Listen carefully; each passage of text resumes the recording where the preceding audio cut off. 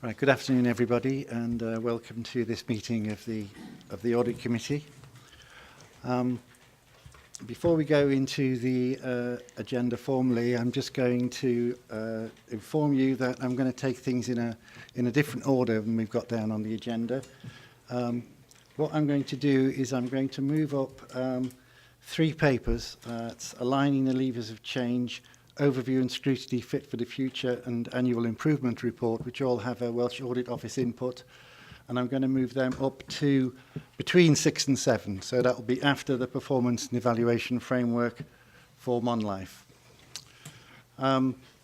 Also, before we go on to apologies for absence, let's just check who's here who's not a councillor member of the committee. I know we've got Andrew Wathen, the Chief Internal Auditor. We've got Peter Davis. Would you like to introduce yourself? Jonathan Davis, Finance Manager for Central Finance. Mark Howcroft, Assistant Head of Finance. I've got Wendy Bernard on my right. Now on the front table at the moment, here for the MonLife presentation, would you just like to introduce yourselves? Thank you, Chair. I'm Matthew Lewis, and in this capacity, I'm the Interim Performance Evaluation and Programme Development Lead for MonLife. Richard Simpkins, Business Manager for Tourism, Leisure, Culture and Youth. And from the Welsh Audit Office, we've got Terry Lewis, Audit Manager. Anne-Marie Harkin, Financial Audit Director. Non Jenkins, Performance Audit Manager. And Dave Wilson, Wales Audit Office. Kath Fallon, Head of Enterprise and Community Development. And Matthew Gatehouse, Head of Policy and Governance. right. Who else is here on the very back row? Phones, but I believe you're all officers of the council. Is that right? Okay. Thanks very much for that. For that. Apologies for absence, please. Yeah, we've had apologies for absence from councillors Val Smith, Phil Murphy and Joe Watkins. Now, the next item of interest, next item on the agenda is declarations of interest. I'm quite happy to take these as we go through the agenda, but if anyone wants to speak up now, that's good. If not, I'll carry on. The next item on the agenda is the public open forum.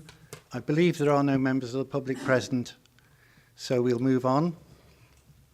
And we'll look at the minutes of the previous meeting, the one that was held on the 5th of July 2018. Does anyone have any comments or observations on the minutes? Prepared to move them, Chairman. Have we got a second on that? If there's no other comments, we'll accept the minutes as a correct record. Thank you very much. And now I'd like to go on to the action list from the previous meeting. Now, the first item we've got here is that Mark Howcroft will provide assistance to members on final accounts as necessary. I believe this assistance was available, but I don't think there's anything particular to report on that. So we'll move on. On the item 5, officers to attend the Compliance with Bribery Act. I believe this follows an internal audit report on compliance with the Bribery Act. I believe this is going to come forward at the next meeting now, is it, Andrew? Okay, thanks for that. And the peer review report on internal audit, that's now on this agenda. Now, the next item, governance arrangements for ADM, to do with the Articles of Association and clarifying statements concerning assets. I believe this at the last meeting was still a part of a development, a paper that was still in progress. Have we got any more to say about that? Thank you, Chair. Just to confirm for the committee, members of the committee, that, and as I'll be aware from previous updates, we are, ourselves, myself and Kath Fallon, as client-side leads, together with those that comprise the Shadow MonLife management team, are working through a process whereby we are bringing all the legal documentation together, and that will come in front of Council at a future date. Audit Committee will understand that they, together with Economy and Development Select, have a very key and active role in that. It's useful in terms of the points of discussion that we had, one of which was is there on the action list as stands at the moment, and we will take that on board together with other feedback that we receive as part of the negotiation. And again, as stated, Audit Committee will have that further opportunity to scrutinise and offer comment on the full suite of draft legal documentation that will be brought in front of them ahead of a future council decision. Thank you. I'll move on then to the next item on the agenda, which is the performance and evaluation framework for MonLife. Now, I believe we have some papers to look at, but we've also got a presentation. So I'm going to hand over to Matthew Lewis, is that right? And allow you to introduce the item. Thank you, Chair. Yes, Richard and I are going to do this as a double-handed. So the purpose of this presentation is obviously to put forward to you the draft performance and evaluation framework for the new proposed delivery model, MonLife. The framework is an integrated business planning, monitoring and evaluation framework, which is intended would take place across all of MonLife's activities, enabling MonLife to measure performance, evidence impact and drive continuous improvement. The intent would be one shared framework across the charity, so that's MonLife, the local authority trading company, MonLife Plus, and the associated trading subsidiaries. So this is an opportunity, obviously, for members to review and comment on the draft, and the final framework will also be developed with the shadow board and directors prior to enactment. Sorry, I failed to give you the slide.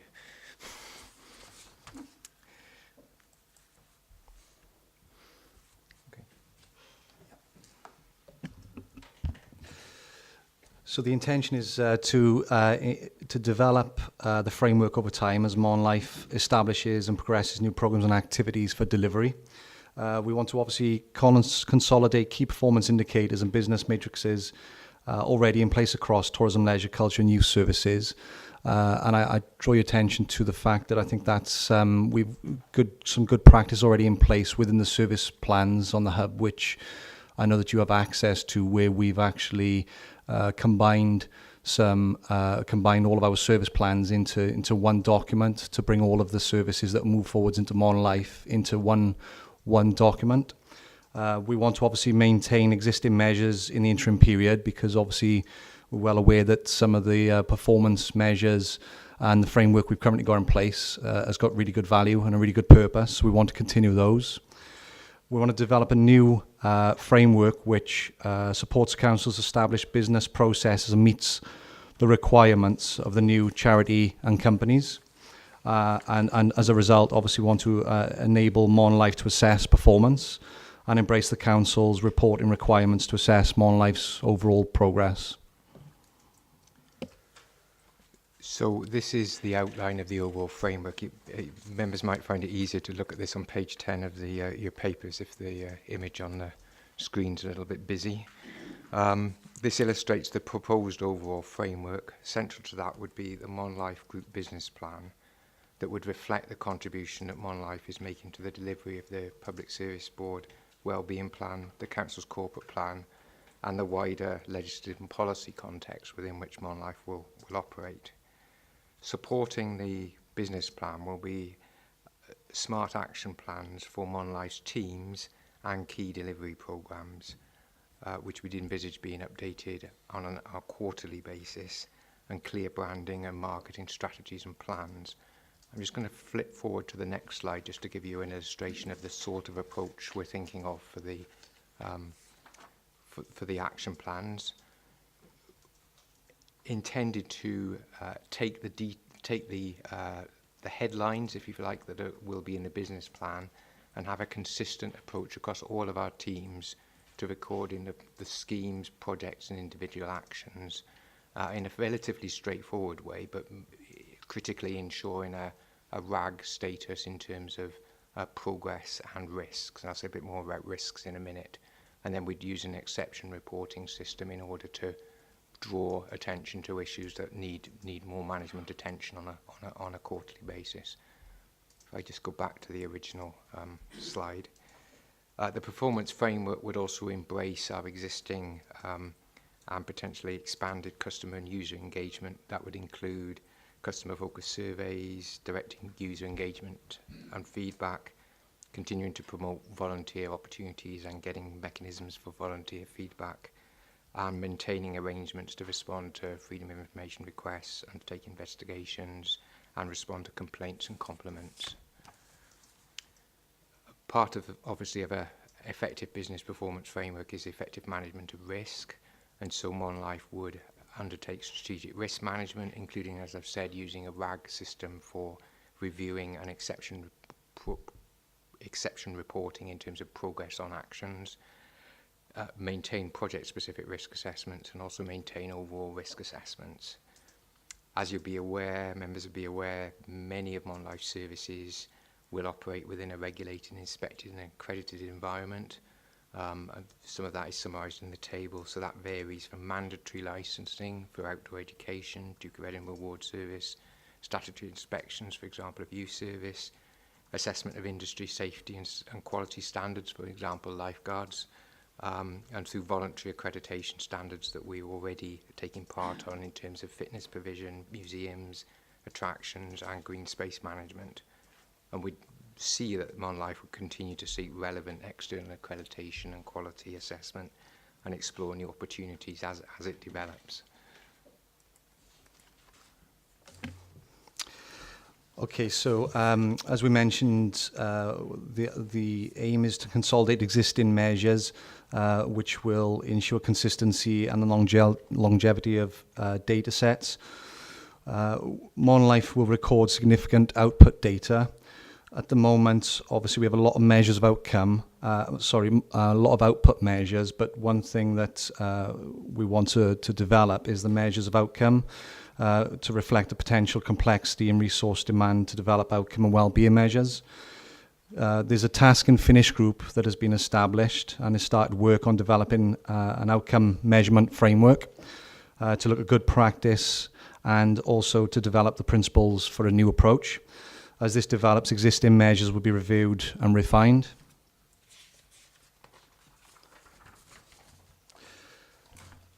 The outcome measurement framework, we see that as obviously a long-term basis for future impact assessment, based on pillars that have been designed to reflect the potential scope of MonLife's impact, and grouping measurement and reporting of actions.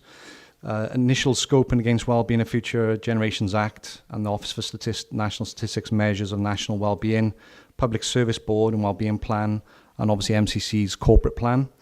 As part of that working group, obviously we've designed what we feel are 4 key pillars for MonLife, which are thriving, healthy, connected and fair, and intend to identify what success would look like for each of these pillars and how to measure progress as we develop those moving forwards. There's a little bit more detail in terms of that in the papers that were attached to the report. And just to sort of wrap up then on the reference to the rest of the paperwork, in Appendix 1 of your report, you should have Table 2 is a list effectively of all of the business matrices and performance indicators that we proposed initially as this draft. It is work in progress. And they include existing measures, and they also include some new proposed measures, some additional financial measures to reflect the new organisational structure, a proposal that would be a staff engagement measure, which would be new, and some new measures around marketing performance, which we're developing with a marketing strategy at the moment. We're already measuring at a much greater level of detail in relation to key grant-aided and partnership programmes, and some examples of that are set out in Table 3 of the appendix that you've got. And those will obviously be maintained because a lot of those relate back to partnership agreements or to the conditions of grant delivery. And finally, we're looking to develop a more consistent framework for recording case studies of outcomes. It's particularly in relation to direct feedback from users. We've got quite a lot of information in terms of interviews, videos, case studies, etc. But we want to set that into a slightly more standardised template, and so the case study template is also contained in the back of Appendix 1. I think that covers virtually everything that's in the paperwork, and Richard's just now going to give you an example of how we're updating our reporting systems, which is not in the paperwork at the moment. Yeah, I don't know how well you can see that on the screen, but that's just an extract from what we have currently in leisure. It's a performance dashboard that we've developed with the performance team within Monmouthshire County Council, looking at all sorts of different measures, so you can filter things by the leisure centre, by the year, by the month, to give us some key data around new members, cancelled members, growth rates, retention. We've actually aligned some of our information to targets around the budget and working out how many members we need at each of our sites at any particular time to make sure that we achieve those targets. We did an exercise with the staff working with a company called Alliance Leisure we work with to find out what was important to our staff as part of this ongoing work. And one of the things was that we share regular data with them so they're aware of obviously the targets that we're expecting them to achieve and supporting them through a marketing and sales campaign to achieve those targets. One thing we're doing across TLCY at the moment is we're rolling out a Clarity Live EPOS system, so it's our front of house system to record data, collect data, and once that's rolled out across, it will give us consistency of a platform to make sure that we've got accurate data that we can use in the same format for consistency moving into Mon Life. And one of the other things we're developing is a Clarity Analytics management framework, which gives you real live time data around how we're actually performing to the minute, to the hour, to the day, so we can really scrutinise some of the information and make sure that we are on target with what we're trying to achieve. I think that concludes the presentation. Thank you, everybody. I don't know if there's any questions. Yes, thank you for that. I'll throw it open now to questions and observations from the members of the committee, if I may. Councillor Higginson. Yeah, thanks, Chairman. Just first of all, once you've set up, you're going to go for accreditation. So how soon do you think you will be able? That's one, and the other one is where were I looking at? Regarding the volunteering groups. There's always a change in volunteers within volunteering groups, and regarding training for them. Thank you. In terms of accreditation, we have currently, I think it's actually set out in table 2. Let me just check whether that's right. Yes, we have quite a number of existing accreditation systems. Some of those are as we said, are mandatory. Some of them are voluntary. So we've been using the Green Flag Award accreditation run by, it's run by, it's a nationwide award, but it's run by Keep Wells Tidy in Wales in terms of management of green spaces. We have museum accreditation for all of our museums. That's an important part of being able to access external funding. We have used the Visitor Attraction Quality Assurance Scheme ratings in terms of Visit Wales for our attractions. Again, that's sort of important in terms of marketing. And there's quite a few also sort of similar accreditations, and not all listed here, in terms of the fitness and the leisure side as well, aligning ourselves with sort of industry best practice. And some of that is sort of more important, if you like, than others in terms of Royal Society of Life-Saving, in terms of lifeguards, obviously a critical one. And then, as we said, some of our operations has got mandatory licensing and operation in any event in terms of license for outdoor and dangerous activities from the Adventure Activities Licensing Authority, and similar commercial license effectively in terms of Duke of Edinburgh's award. We have looked, and we have there are other accreditations out there, and extending right across to things like Investors in People. I think at this stage, our view, we're conscious of the significant change that we're potentially going through, and so we're sort of keeping what we've got and then thinking forward in terms of what we might extend to, but without being too overly ambitious just in the very short term. In terms of volunteers, we've done a lot of work in terms of volunteers, in terms of the work that the council's done more widely in terms of volunteers and the new database. And so we have role profiles for all of our volunteers. We have training. The training needs for those roles are then set out in the same way that they would be for staff effectively.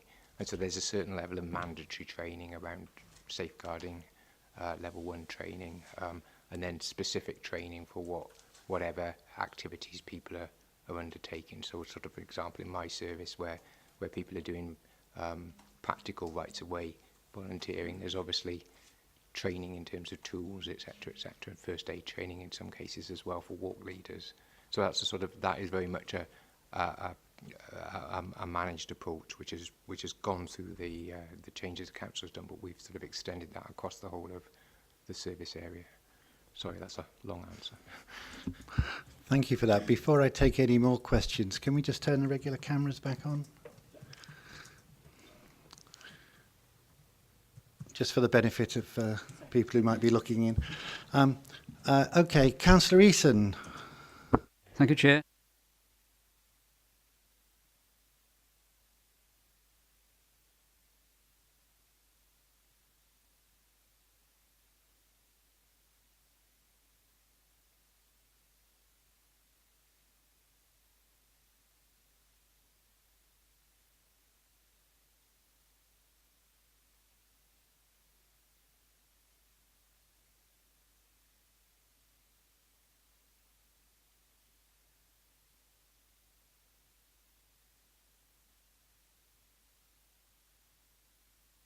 Sorry. And the second question is, you intend to do surveys of staff. I can't quite find it on my page. I've lost it. It's page 19 or page 24.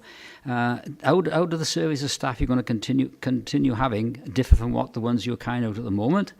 And again, to do with staff, sickness data, would that be as per the method used at Monmouthshire County Council at this moment in time? And a final question is to do with Tintern Station. It says on the page, the last train ran. I thought the last train ran in Tintern in 1962. So, sorry, number of days the train ran. The last time the train ran in Tintern Station was 1962. I presume that is to do with the little dilly train that runs up, down again. How does that fit into the way you look at this? What does that mean, the fact that train is there? So that's my questions, Chair. Thank you. Okay, I can try and answer some of those. The train ran one is one of the existing business plan indicators, and I think that it was intended to capture the level of activity at the site. I think it's probably true to say that that's one of the areas where we could probably have a slightly more sophisticated framework in the long term. So I think, you know, that's what we mean by, in a sense, we don't want to lose the data, even though some of these framework performance indicators are probably not perfect. We don't want to stop collecting data so that we lose the data that we've got, and then over time we'll move towards a better, perhaps slightly more insightful indicators on some of these issues. So I think that one. In terms of staff surveys, that is work in progress. The intention is is to develop a new employee performance and development plan approach within Monlife. And so the staff surveys would form part of a new measure that's proposed in terms of staff engagement. That is an intention rather than having something that I can actually give to you today in terms of that. So what was... Yeah, sickness I need to consult with sort of personnel colleagues, but I would imagine that our intention at the moment is to carry on to collect that data in a consistent way so that it's comparable. Final one was dilapidations. I see the word, but I don't quite understand how it fits into your strategy. I think Marie's going to answer that from a financial perspective.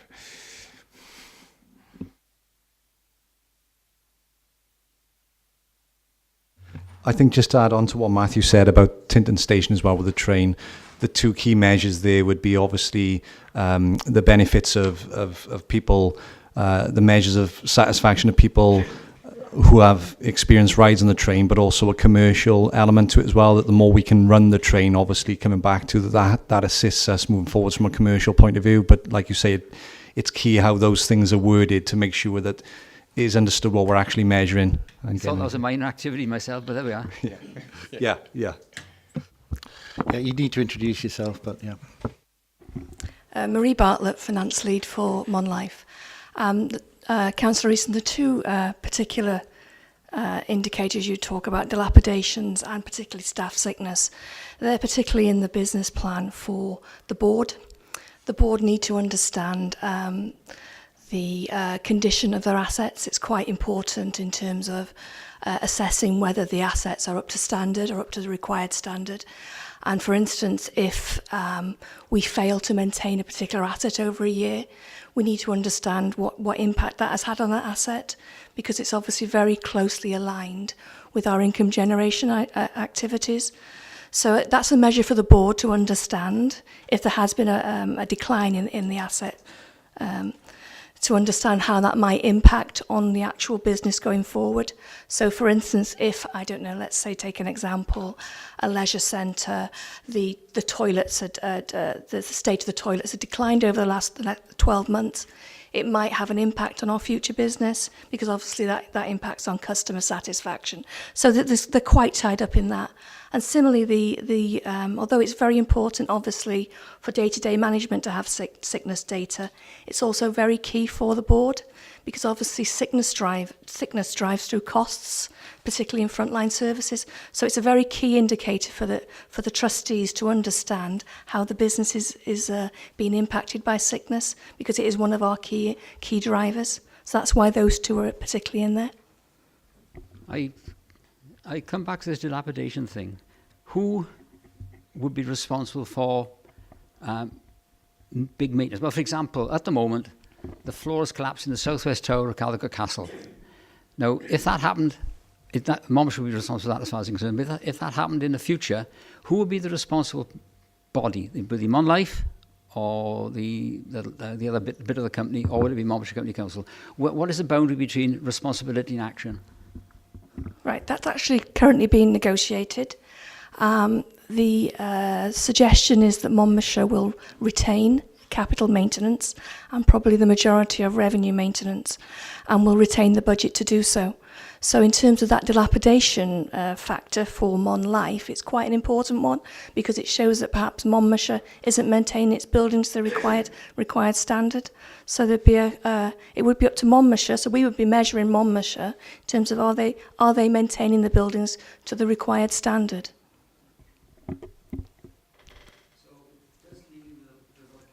Bit of a puzzle when you've actually converted to Monlife or ADM. You negotiate that position now, but essentially Monmouthshire County Council will be responsible for all the ongoing maintenance that's required, which would be of a nature which is not natural, or natural rather than nature damage which is caused by inside actions, you might say, deliberate or indeliberate. You see where I'm coming from? Where's the line drawn between maintenance and responsible repairs?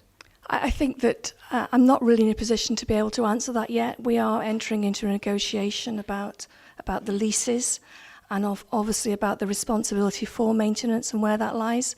So I think if you went back to the original business case, 2 years ago, I think the intention was that Monlife would take over the responsibility for maintenance.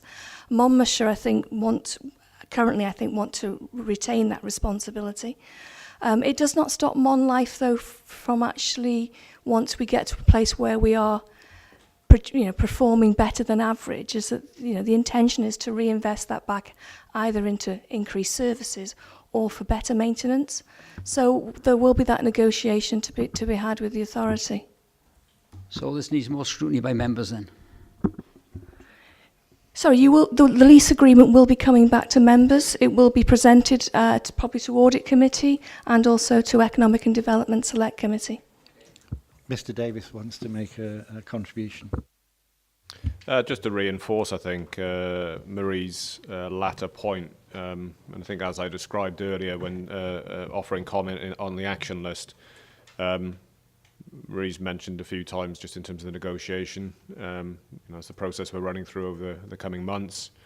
And clearly within the key legal documentation, both in terms of the leases, the management and grant agreements, etc., where it comes to assets, I can't preempt how the negotiation is going to finally play out. I think Marie's framed it correctly.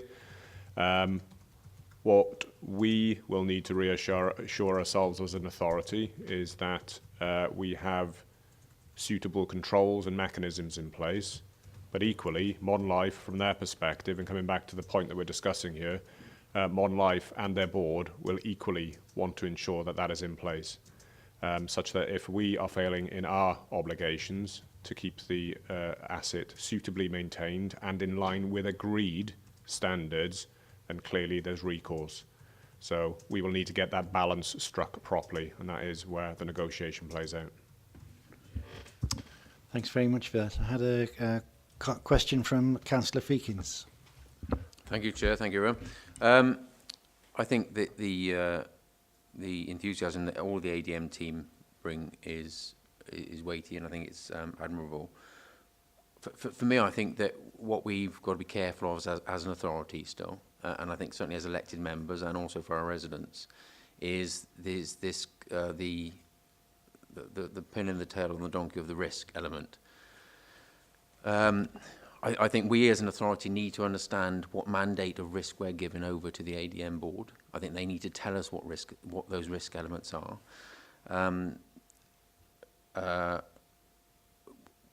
I think in the previous audit committee I suggested that we have some sort of matrix that allows us to understand how you've made your risk assessment, because at the moment we've got a RAG system which you're going to highlight as green, amber or red as a risk. We don't understand how you're making those assessments or what you're basing that on.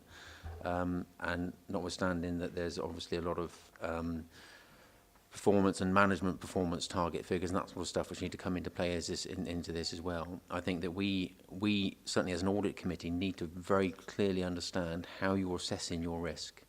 And if we don't understand how you're assessing your risk, simply because someone's put something down as red, green or amber doesn't satisfy me as a member, because I need to understand what you've included in your risk assessment.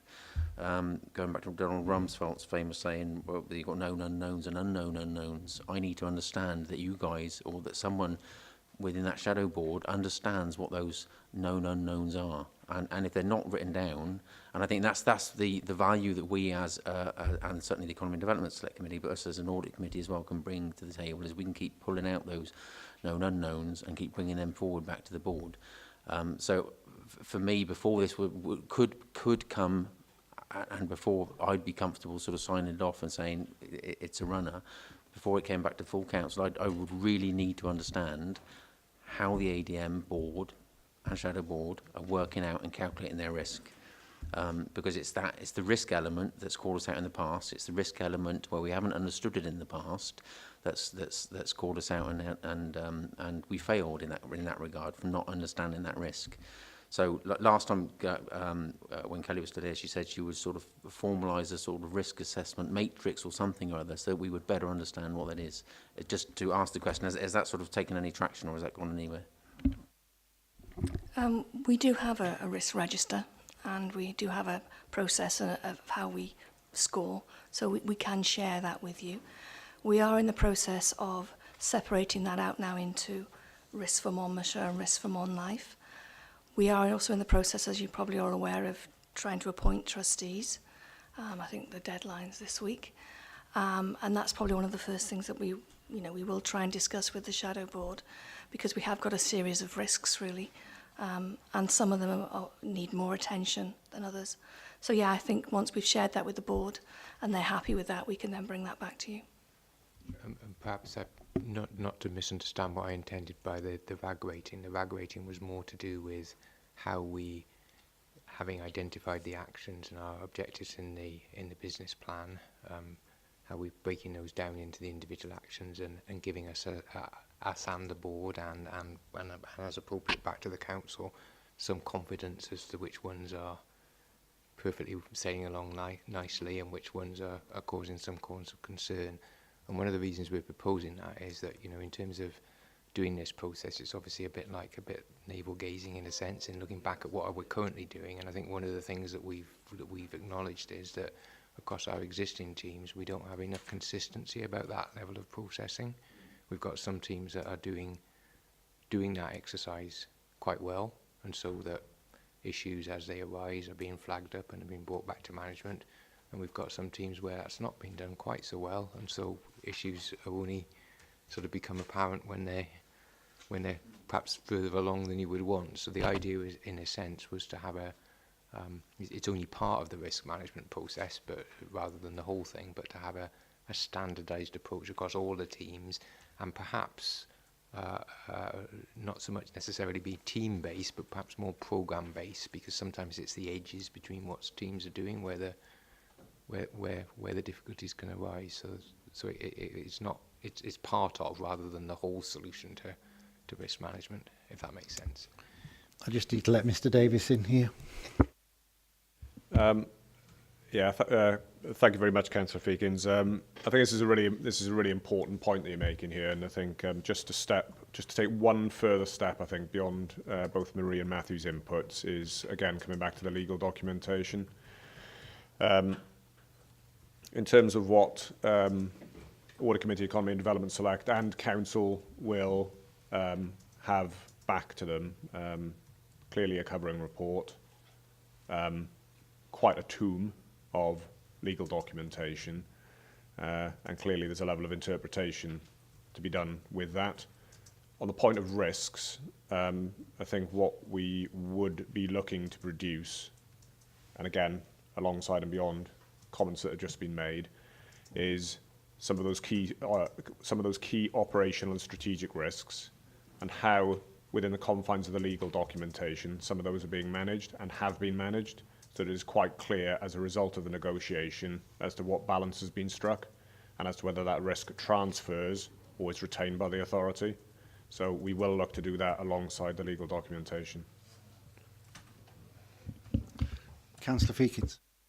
Can I just come back and ask you one point then, Pete, if I can? Only on the operational side, really. This isn't really related to this, but just so I have a better understanding of our direction that we're moving forward. Once the ADM board is set up, that they're an autonomous vehicle in its own right. Do we still audit them? Are they still, and do we have any input? So say for argument's sake, we set them up and we say, okay, we're giving you a mandate for zero risk, green. Everything's got to be green. Just for argument's sake, everything's got to be green. Do we have a chance to review that after 6 months? Does that come back before us, or is it a completely autonomous board from the point of departure, sort of thing? Someone wants to deal with that? Yeah, so first off, this is a little bit of a work in progress, because we've, funnily enough, we discussed this in the pre-meeting, and it's again around getting the right balance on this. So when we talk about good governance, it's got to be appropriate and measured, and so in terms of the role the authority takes, clearly with a tackle company, which is a local authority company, we've already got some clarity around that in terms of the role that the executive has, the role that the Economy and Development Select Committee has. We've got to give some thought in terms of Audit Committee's role within that as well. And again, striking the right balance. So we can't put a weighty level of bureaucracy on that, because that's not necessary, because they have their own governance structures. The authority just needs to reassure itself. And that similar point carries across into the charity. So the charity, the board, they're there. They hold that responsibility. We need to hold them to account. We have the grant agreement by which we can hold them to account. They will have an annual business plan, and there's questions then in terms of what comes back to the authority for consideration. The annual business plan, yes, of course, that would be the case both for the tackle company and the charity, and in understanding how it's holding to stated performance and objectives, etc. In terms of audit, I don't know whether Andrew particularly wants to offer a view, but I think with internal audit, maybe Marie can offer a view in terms of where we are, just in terms of, yeah. If I can just pick that up then, Chairman. Marie's done quite a lot of work in terms of trying to arrange service level agreements with support services across the organisation, and we're in the mix. Internal audit are in the mix in terms of providing a service under an SLA to MonLife, and in two parts. So we'll be to the MonLife and to MonLife Plus. We were chatting yesterday about how that actually plays back into how I can feed that into Audit Committee. So in terms of MonLife Plus, there's a likelihood that if I'm doing any audit work in the new organisation. That will feed back in my reporting as I do across the board, across all service areas within Monmouthshire. Within the charity, we need to seek some clarification on what I can actually report back. So that, again, that's involved in the negotiations which are ongoing at the moment. I believe Mr. Howcroft wants to make a contribution. I was just going to raise a pragmatism, really. I mean, your way of policing, controlling, influencing that agreement that you have with MonLife probably isn't through the board consideration, because actually the reality is that the council will have representatives on that board, but they won't be in the majority of the situation. Your main mechanism is really to consider the price that you're paying in terms of a subsidy or a contribution to MonLife annually, and what you intend to get from that subsidy. So there'll be certain things in that management agreement that Marie and Peter has alluded to that will be important to you and immutable to you. That is why you're paying your contribution across to them to do that work for you, and you can reasonably hold them to account through the quality of that management agreement. Right, do we have any other contributions or questions from members? I would just like to say, as chair of this committee, that reading these papers, what struck me, the basic questions were how the activities of MonLife were going to be effectively scrutinised by members, where there's a danger of opaque management arrangements being implemented and the councillors not really knowing what's going on. I'm not saying that is where we're going, but I think members and councillors do need to be aware of their responsibilities in this regard, and I'm encouraged by the types of questions we've had today, especially around risk. I understand that it's not yet really been settled which select committee might be responsible for MonLife. Is that right? I think if I refer to our discussion earlier in the week, it's still in progress, still needs to be confirmed, and I guess we will get a steer as we work through the process, certainly in terms of whether it's a matter for Cabinet or Council in terms of receipt of the annual business plan and, I guess, annual performance of the charity with Tackle. I think that's already sort of confirmed, really, in terms of where the role exists in terms of the Executive and Cabinet. So yes, it has to be worked through in due process. But I would echo your comment, really, which is one around, you use the word opaque. I would probably put that aside and use the words openness and transparency, which are very key and guiding principles for us to work with as we move forward. Yes, I was only referring now to a potentiality in the situation, not something that actually existed. And I'm also pleased to note the involvement of internal audit as is being discussed, which is a direct report to this committee. Okay, then I'll move on then. I'll just note that the recommendation was that the committee should review and comment on the initial performance and evaluation framework for measuring outcomes, which I think we have done today. So thank you very much. Right, I'm now going to move on then to the next, well, not the next agenda item, but the revised order.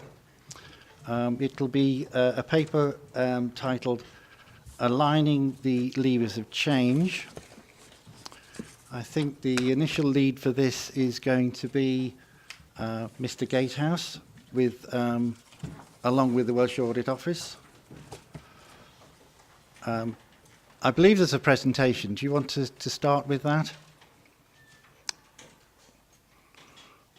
Well, Chair, if I may, if I just say a couple of words in terms of broad context, because it's probably the first time that you've received a paper which is actually a video presentation. So it's quite a break from practice for us. And if you just could indulge me, it's something that we were really encouraged to see, and it was great to see this from our regulators at the Wales Audit Office, because what they've done for us in this regard is quite an unusual piece of work, something they've done all around Wales in terms of rather than a conventional sort of risk-based perhaps piece of work, is to look at some of the challenges facing local government and gone through a sort of conversation or dialogue with the local authority as to some of the greatest challenges facing us, which wouldn't necessarily flag up perhaps in a normal risk audit, but which nonetheless were things on our horizon. And we sort of, through that process, arrived at a situation of a piece of work that would be looking at shared services and automation and the use of technology. And sort of our standpoint in that is really, if we, although mergers are off the table for the time being, or hopefully for the medium term at least, we are still very interested in shared services and taking forward regional agendas where that is of benefit to the local authority and is the optimum position. But we recognise that really it's not just about putting the existing things in new boxes. If you are to explore those sorts of things, you really need to be optimising the offer as part of that process. And one of the potential areas for us is the use of technology and automation. And yet, as local government, that's a sector where we're not really blessed with a huge amount of skills or experience. We often see it of the domain of technology companies and the private sector. So it's something that was a real challenge for us. And so it was really, really good to be able to have that conversation with Non and David from the Wales Audit Office. They negotiated this with the Chief Exec and put this forward as a potential piece of work. And we'll show the video in a moment. David, not sure whether you want to say a little bit about how the video came about, or if you prefer me to cover that. We're on. Okay, thanks for that, Matt. Yes, the video came about because the council had a digital day for some of the staff. And they were quite keen that we presented our findings back. We did have some practical difficulties in getting to the day because it was a day that both Non and I were on leave. But we thought, well, in the spirit of being digital, we would put something together. So our comms team have worked on this. They've put a brief presentation together which explains the work and explains the process that we went through and the findings. So you don't really need much more from me. I'm quite happy to answer questions afterwards, but probably if we run the video at this stage.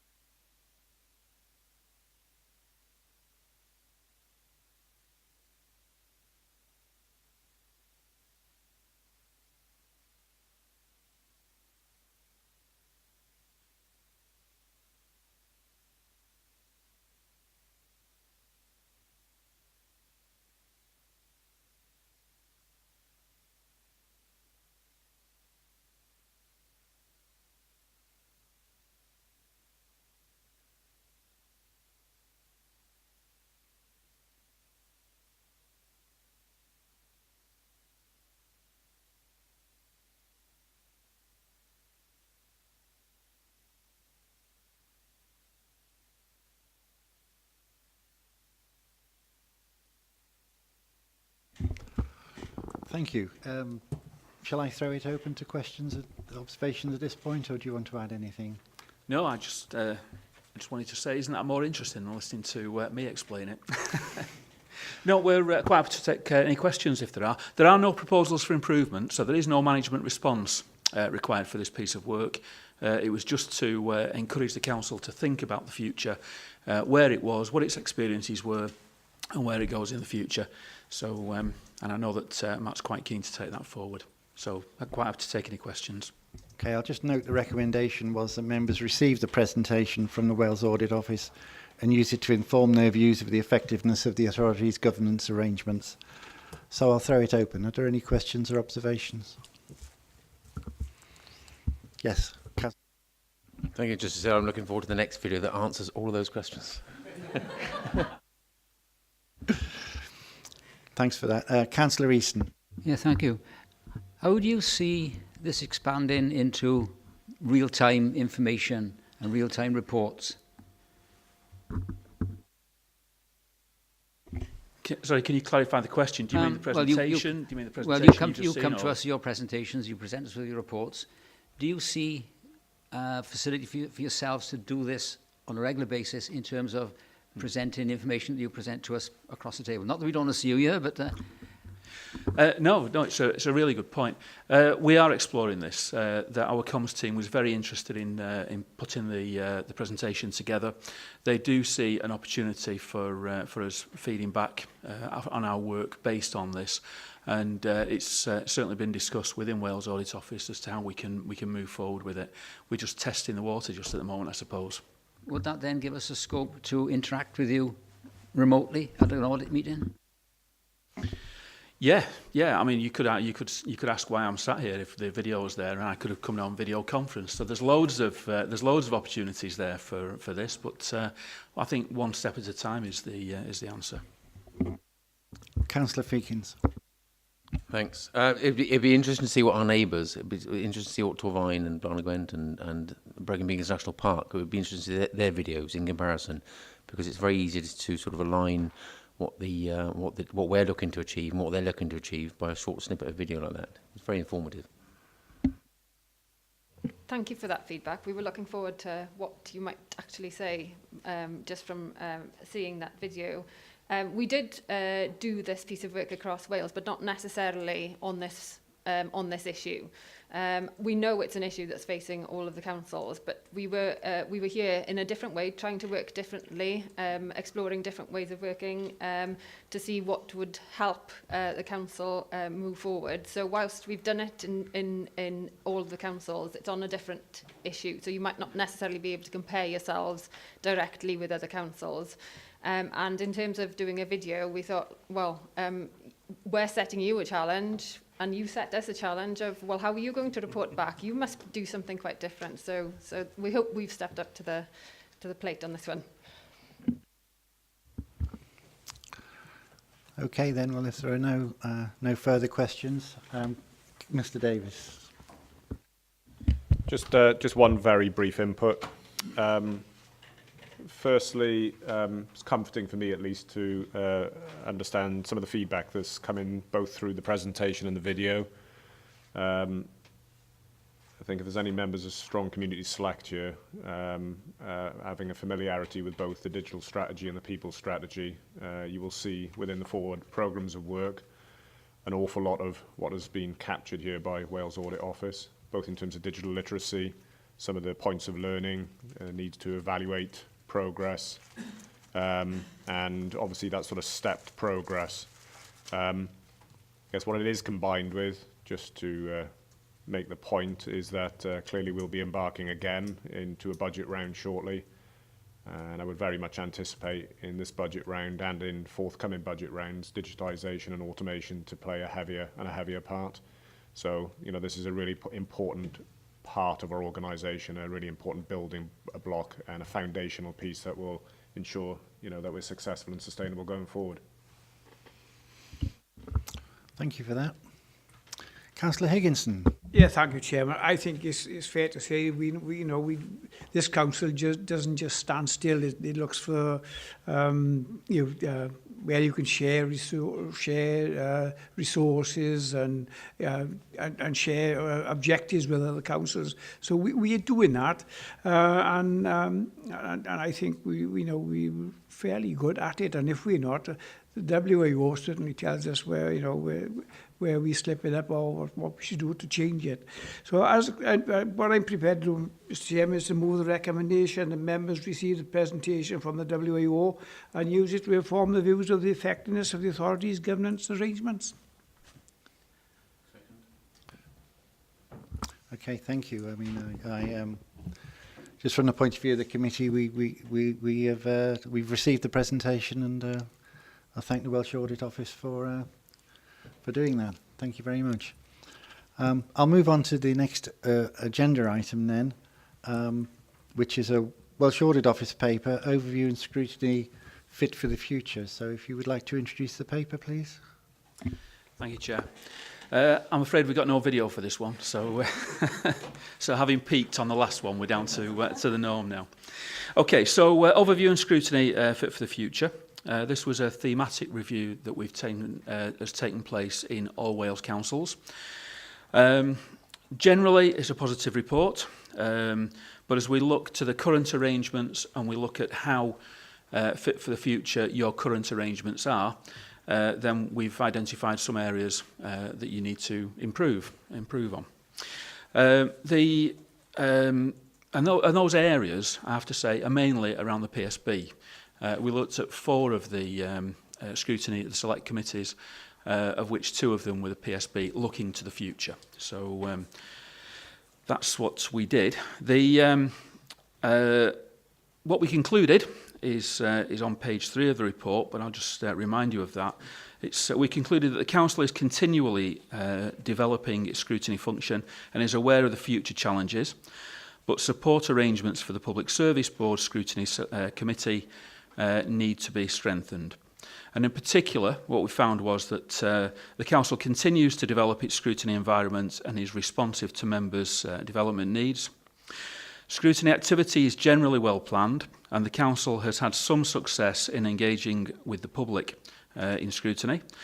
But the Public Service Board Select Committee does not currently comply with the Council's corporate procedures when making meeting papers public.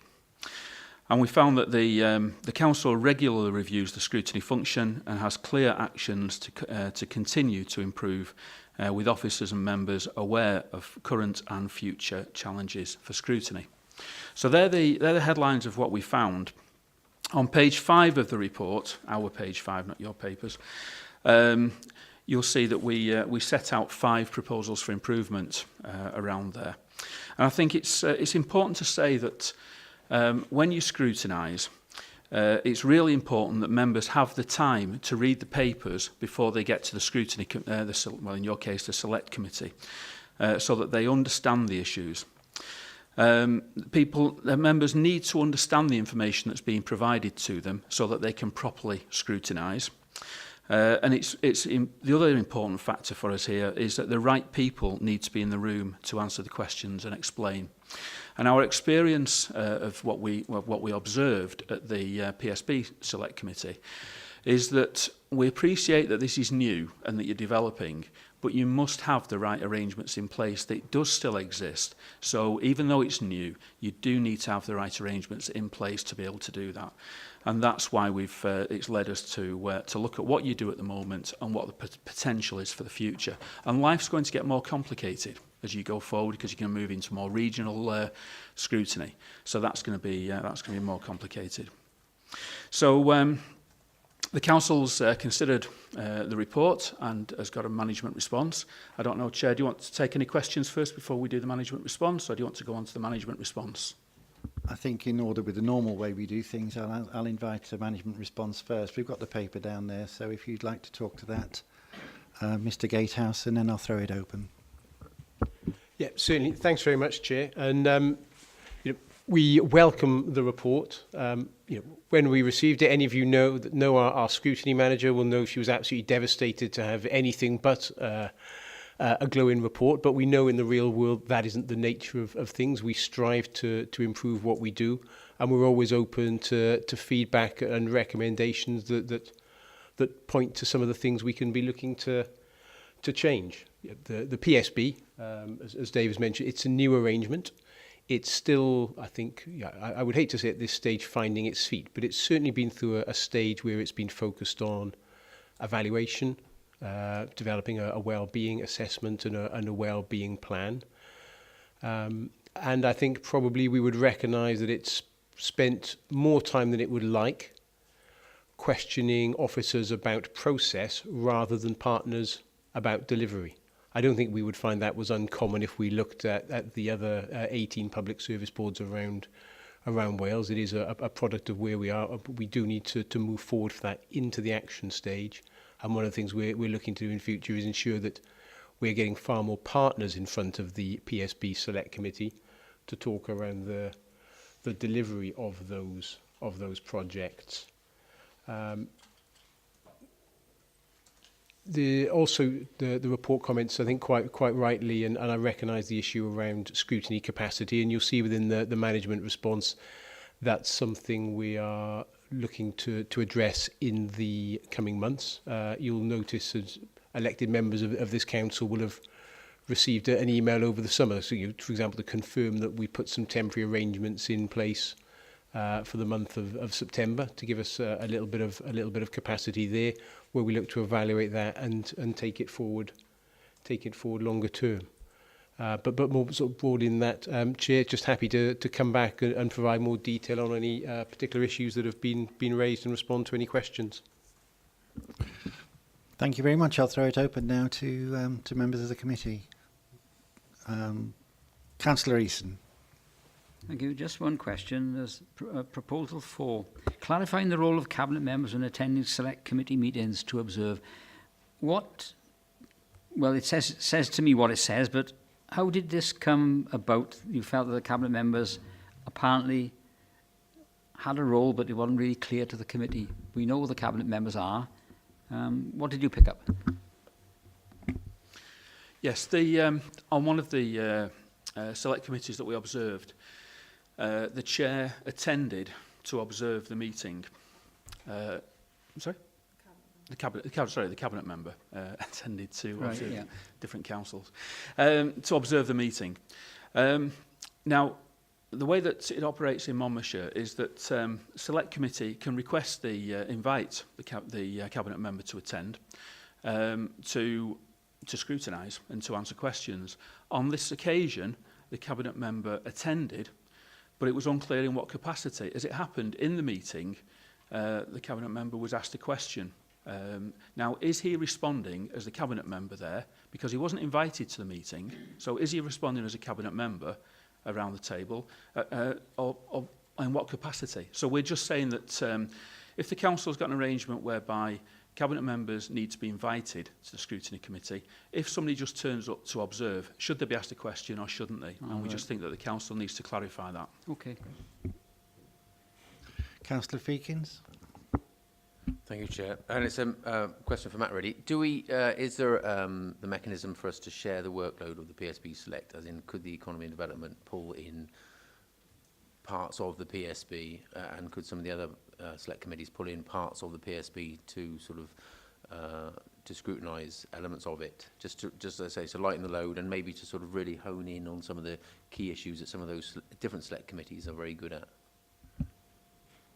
Yeah, I think that's a good point, and one I think that we'll probably see a rise in practice in the years, certainly in the months and years ahead, because quite rightly, the PSB is looking across a wide range of activity, and were it not for the fact it's being delivered through the PSB, quite rightly, some of that would naturally sit within another select committee. For example, if we were doing some partnership work on Mellin Homes and with MHA, then actually the natural place for that to sit may, for example, be strong communities. And I think probably what we'll have to do with that is look at them as they arise, the extent to which the issues that are being scrutinised are integral to a piece of partnership work, or if there's something which could naturally be picked up and addressed by another committee, where it's integral to the work of the PSB and considered part of a strategic whole. as it naturally sits within the remit of the PSB Select Committee.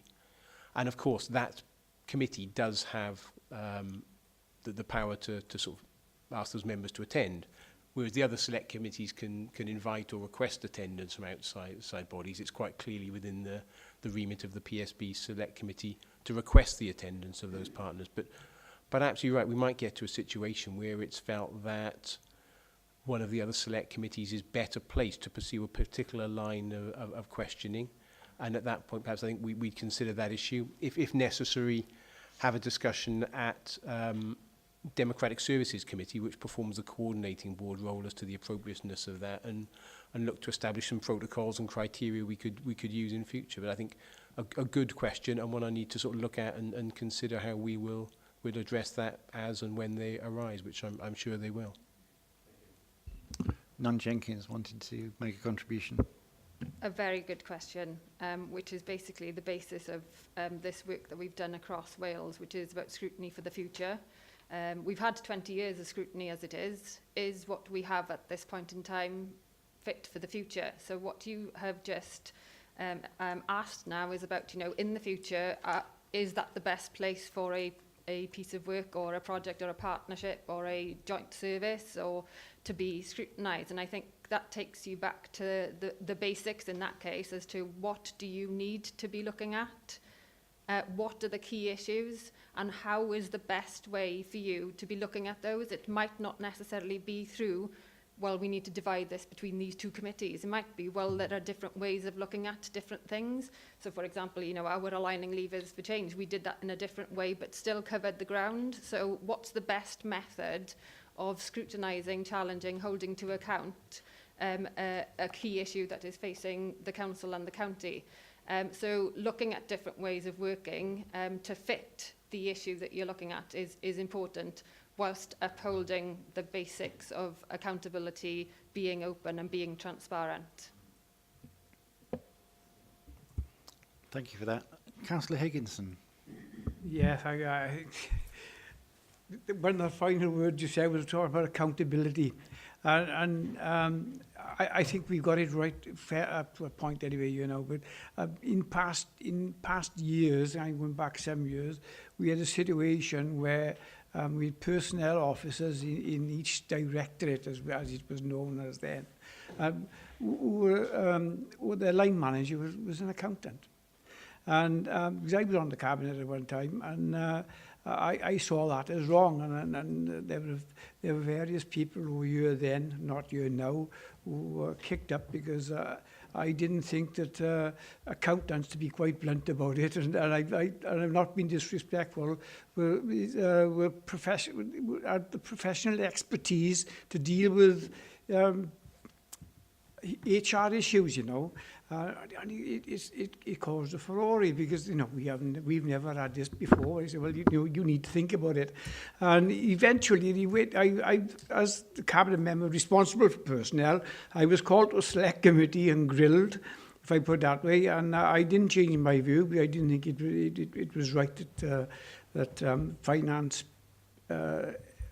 experts, if you like, should be answering questions on HR issues. So eventually it did change. I just make that point. Sometimes you can who is accountable, and that's you've got to have the right person accountable. That's the point I want to make. And that was one of the final words you said, accountable. Thank you for that. Councillor Woodhouse. Thank you, Chair. This is regarding, I'm looking at page 7 with regard to training, paragraph 14. I think ongoing training for all members is important with scrutiny. Things are changing all the time, as we've just been hearing. And there were suggestions about other types of training in that paragraph as well. Equalities, live streaming of meetings and public speaking, that sort of thing. But I think scrutiny training should be, perhaps now some of us who were appointed last year, we had the initial training, could be time to look at doing a review of what we've learned and the way forward with regard to being effective members of scrutiny committees. Thank you. Mr. Gatehouse. Yeah, thank you. A good and very timely question. A few months back, I know Hazel was looking to put some further scrutiny training in place, and unfortunately we had a couple of issues with the external trainer that was coming in to deliver that. But she's been in touch again, and we are looking at putting some new training in place during the second half of the autumn, subject to availability. So we don't have dates pinned down yet, but we will be in touch shortly with that sort of refresher scrutiny training. Does that answer your question? Is that... Very helpful. Yeah, okay. Thank you very much, Matthew. If there are no other contributions or questions, we'll move on then, but I'll thank Welsh Audit Office and Matthew for your contributions and in that regard. The next item we've got on the agenda now is another Welsh Audit Office paper, the Annual Improvement Report. Thank you, Chair. As per every year, we have to do, well, the Auditor General has a duty to provide you and every other authority with an annual improvement assessment and also an annual improvement report. So what you have here in front of you is a summary of all of the work that we have done during this year. So you will have seen all of this before, bar one of the issues, which is going to be discussed at Children's Scrutiny Committee in October due to timing issues that came about. So what we did during the year is we did some work at all councils on our improvement assessment work, which we must do. We also did some work on wellbeing of future generations across all councils. We also did the service user work and also some scrutiny work, which we've just reported back to you. At some councils also, we did some local pieces of work. And we've also reported here on work that we've completed during this year, but was from a previous year. So we summarise every piece of work that we have reported to you during this year. The overall conclusion that we came to from the work that we have done is that the Council is meeting its statutory requirements in relation to continuous improvement.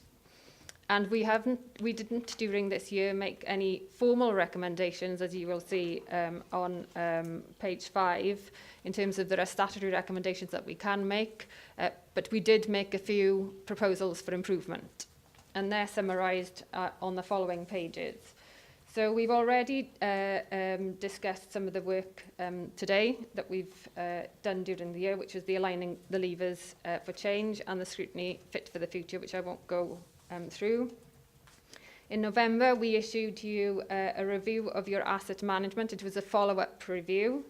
And the Council, that concluded that the Council had a good understanding of its assets. However, it lacks a strategic approach and effective information technology to support the management of its assets. Again, we've reported this and discussed that at various committees with you. In December, we issued you with information management report, which again was a follow-up report.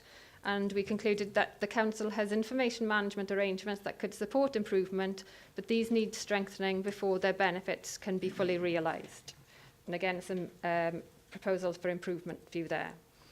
In August of this year, which is yet due to be reported to Children's Scrutiny Committee in October, we issued you with a whole authority review of children's safeguarding, which we did in liaison with Estin and CIW. So I won't go through that until it's discussed at that scrutiny committee, but happily to take questions at the next audit committee on that, should you wish to raise anything. And obviously we issued you back in November, as per usual, the annual audit letter that we are required to give you.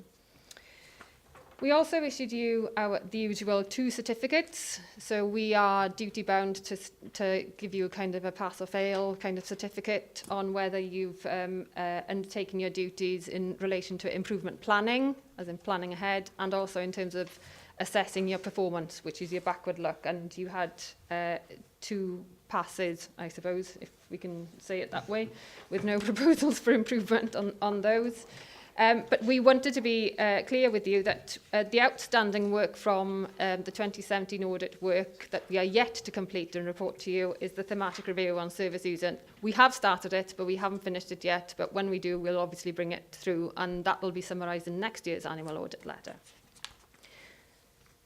So I won't go through the appendices, but you can see in the appendices, especially in Appendix 3, all of the national reports that we have undertaken, which will be of interest to you, which have a number of proposals for improvement. Again, you have a duty to look through those to make sure that what's in them and what the relevant issues are for you and how to take them forward.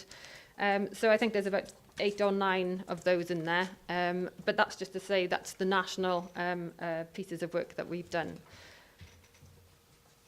Happy to take any questions on this.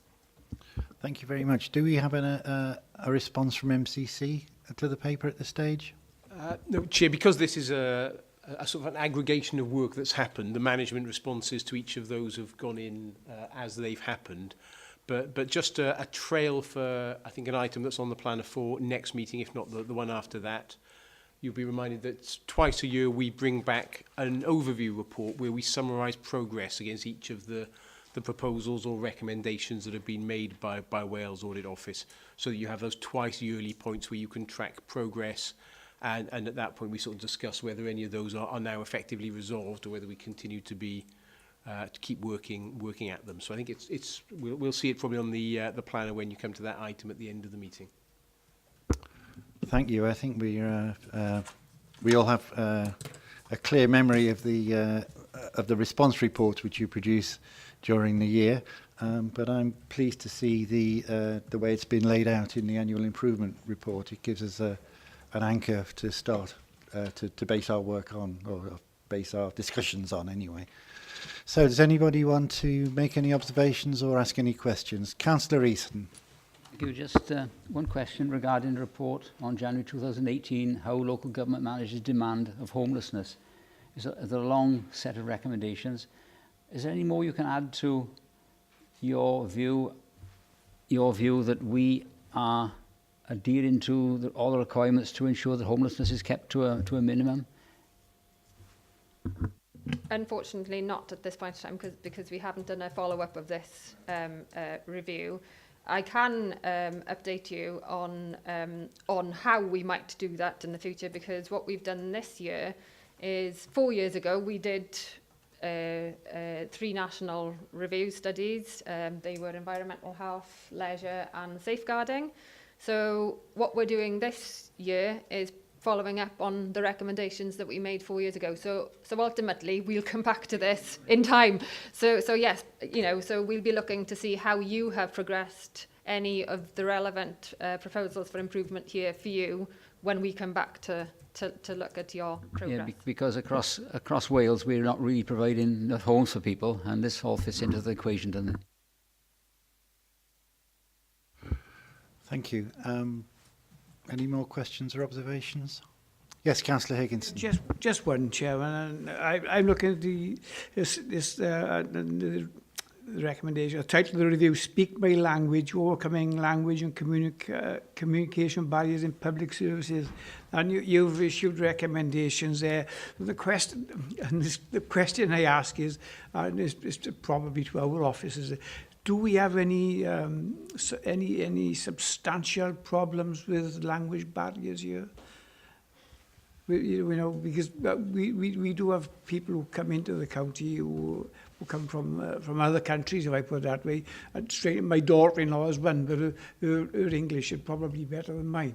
But I'm just asking that question. Is the overcoming language and communication barriers in public service, is there a problem here in this authority?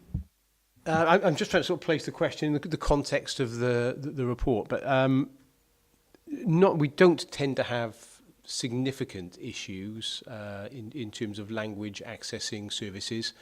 Obviously, as you know, I'm responsible for the community hubs and the contact centre, which is somewhere we would tend to experience those if we did have issues with people accessing services. It hasn't been presented as a significant problem to date. However, we do have access to translation services as and when required, and the nature of electronic availability of services. There are immediate workarounds. So if we were presented with someone arriving at a one-stop shop, obviously there are things you can do with technology. They're not perfect, but things such as Google Translate. So if you were to have someone and deal, it's an imperfect situation, but we would be able to respond to that. And have I addressed it correctly, properly there, Councillor Higgins? Was that the point you were getting at? I think, I just wondered, I understand the issue, but I just wondered if it's a problem then, much of a problem. I don't wish to be disrespectful, but I haven't, you got people with language difficulties, but I haven't seen it, not to any great extent, I have to say. Well, thank you for your response to the question. Are there any other questions or observations on the annual improvement report? If not, I suggest we note it and move back to the next item in the agenda, going back up there to the audited statement of accounts, which I'm going to hand over to Mark Howcroft to introduce, if that's appropriate.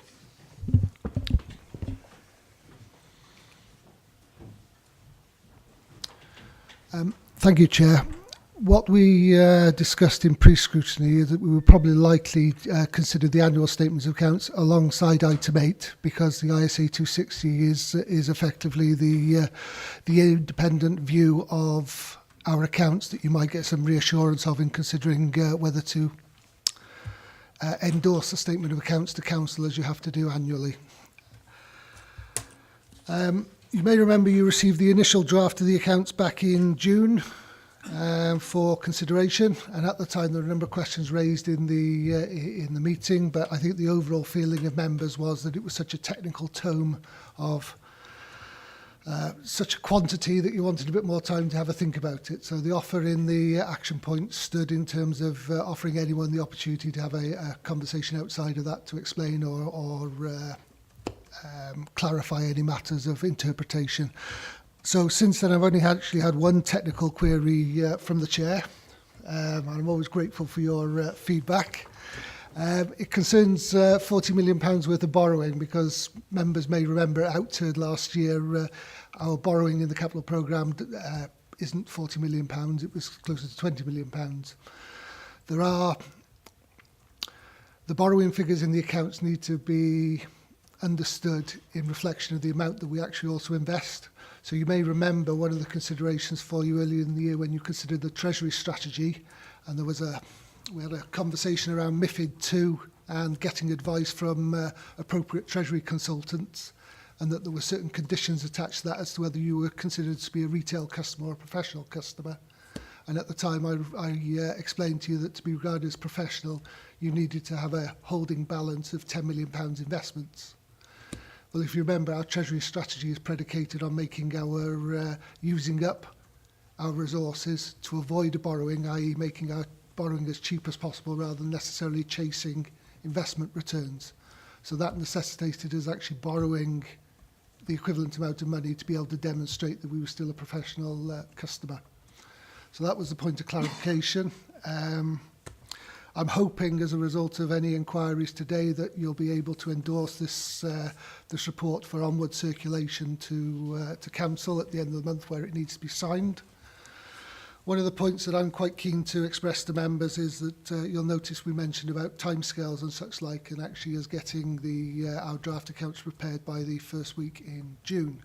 It's always useful to remind members that both auditors and accountants are under some pressure to shorten those timescales, and by 2021 our preparation of the accounts, the deadline will change from the 30th of June to the 31st of May. So we, as a council, we will have had to take 4 weeks out of that process. And similarly, the auditors are required to take 4 weeks out of the auditing process because the whole sign-off of the accounts will be brought forward from the 30th of September latest to the latest being the 31st of June. So there's a motivation across the industry to bring forward those accounts. So that's why I mentioned the timescales in there. The report also has a slightly different emphasis to usual years, largely as a consequence of that.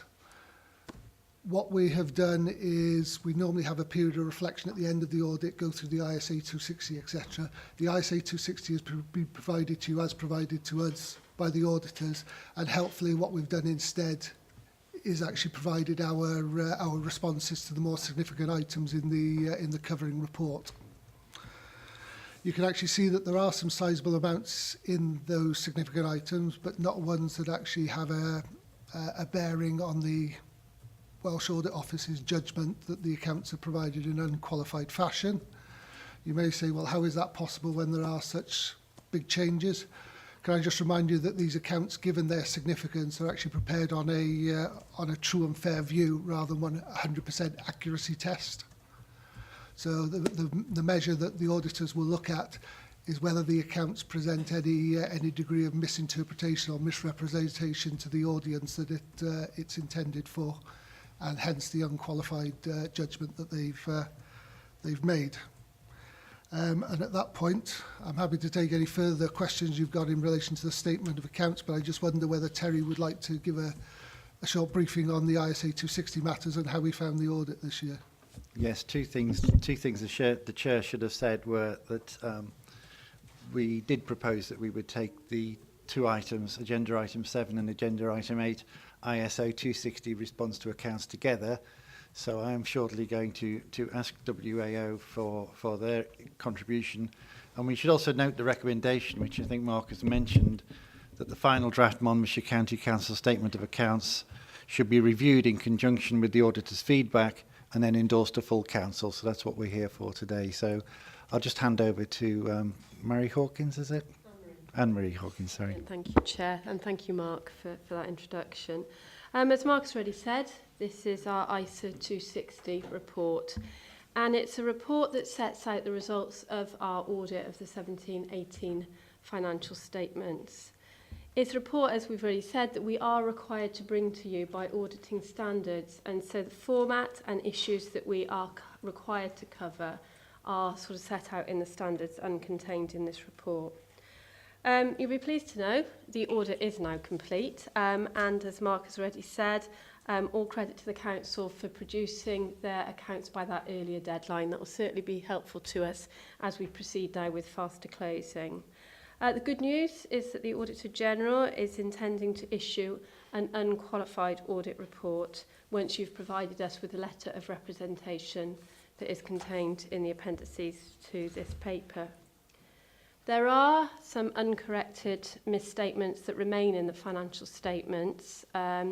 We have to ask that you correct these, and that if you don't, that you provide us with the reasons for not correcting, albeit that's in the covering paper. And I have to say, as Mark's already said, that a decision not to amend will not impact our audit opinion on the as the amounts involved are not material from our perspective. So we do not believe that the amounts of misstatement would mislead the user or reader of the accounts. So we can live with it if you decide not to amend. As you would expect, there are some corrected misstatements in the accounts, or were some corrected misstatements. These have been set out in the Appendix 3. I wasn't proposing to talk you through those in any detail, but of course very happy to do so. We'll take any questions if you have any. In terms of other significant issues arising from the audit, they're bullet pointed essentially and in bold.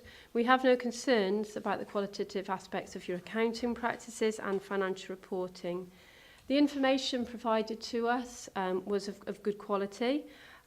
We would, however, note that as last year there were a significant number of rounding errors in the accounts. And I think that comes back to what Mark was saying really. We are going to not be able to finesse accounts necessarily going forward. We're not necessarily going to have the time to do that. But we have to note that there are a significant number of rounding errors in the accounts. We didn't encounter any significant difficulties during the audit process. We're very grateful to the finance team here for the help and cooperation that we get from them. Of course, as you would expect, and with faster closing on the horizon, there continue to be areas for improvement in the accounts preparation and indeed in the audit process, and we will continue to work with officers here and your finance team to actually see to what extent we can improve processes going forward. There was one significant matter discussed and corresponded upon with management which we need to report to you. That was in relation to the council not de-recognising existing infrastructure assets when these assets are replaced or improvements are made. That does not, although it would be good practice to do that, we have to say that we're comfortable that the net book value of the assets included in the accounts at year end is not materially misstated as a result of this. And I know that in the covering paper, finance team have said that they will be looking at this issue going forward. No other matters really significant to the oversight of the financial reporting process that I need to report to you.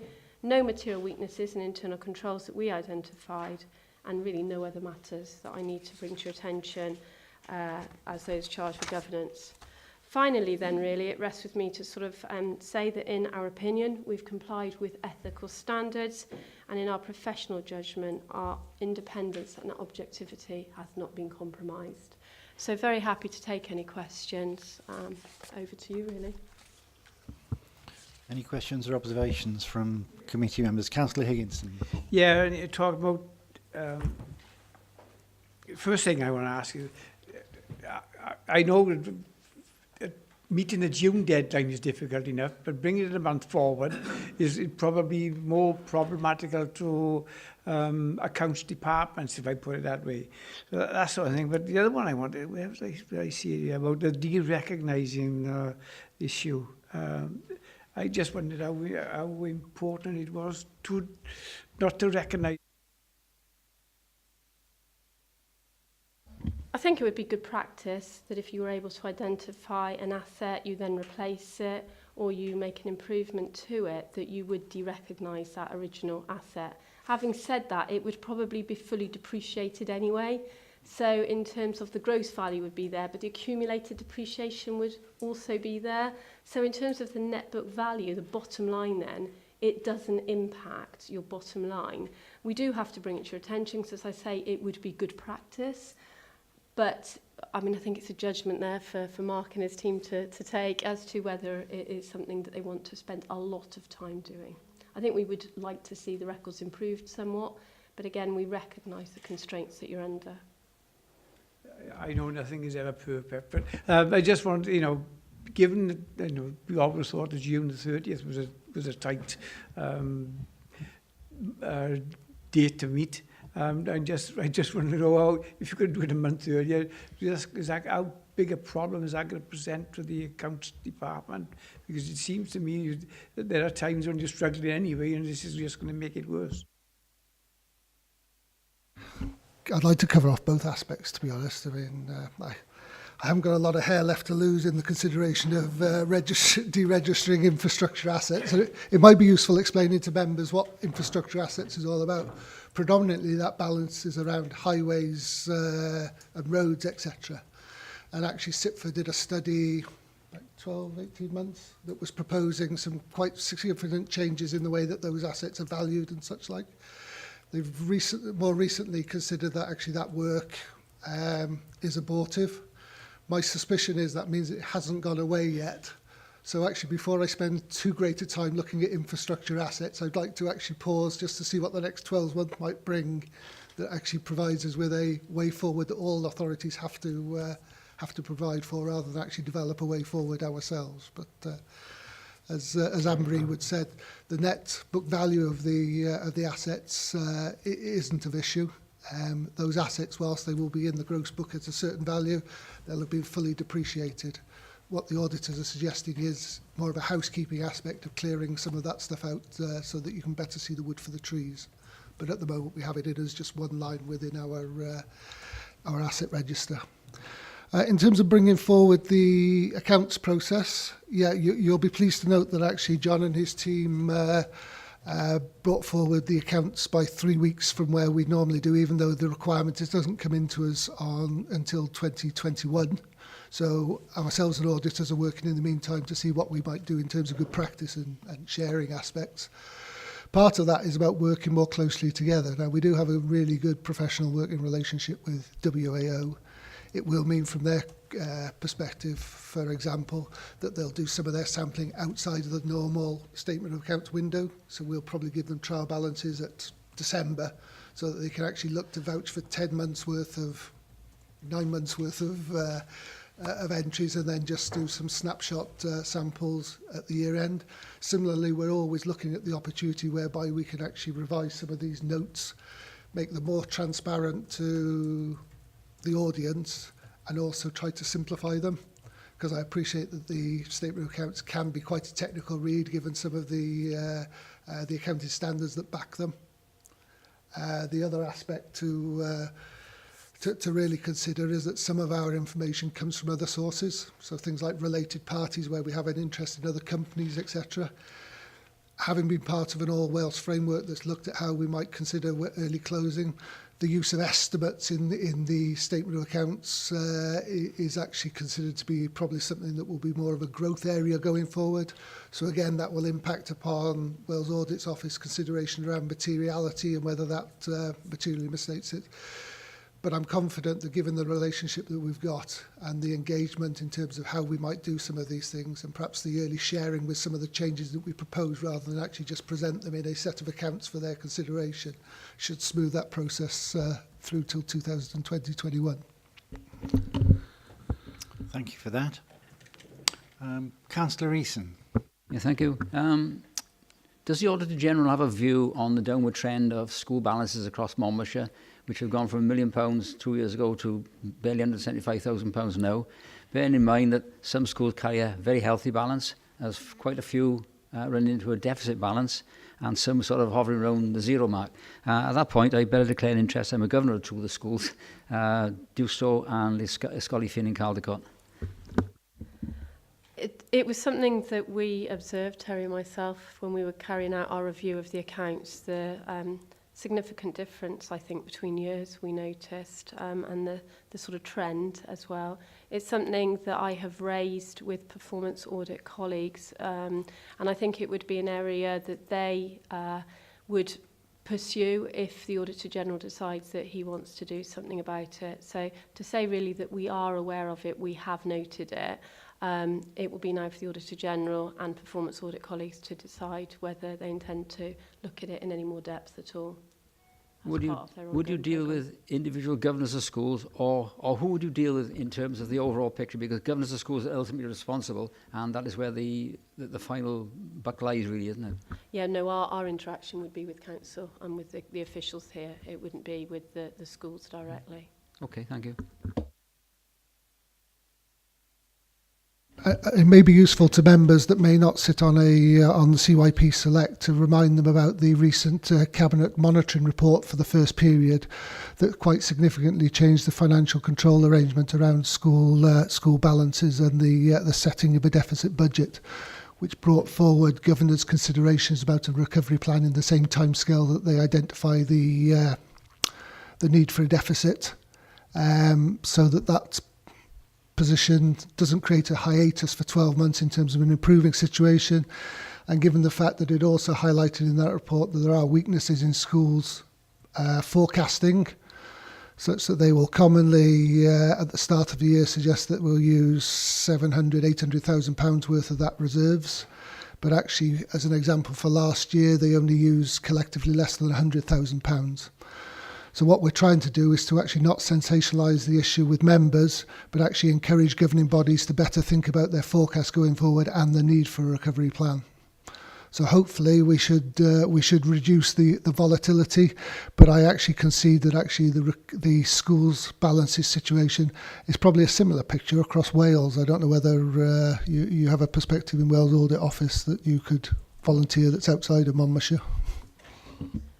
I'm not sure that I do personally. I only audit 3 of the councils across Wales. But certainly it's something that if it would be helpful to members, I could take away and we could look at and sort of see if we do have that information available across Wales for you.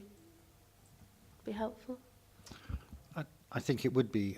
I think given that you know, the question's been raised by the committee, you'd like to see some of the information. Okay, Councillor Feekins. Thank you, Chair. Thank you, Mark.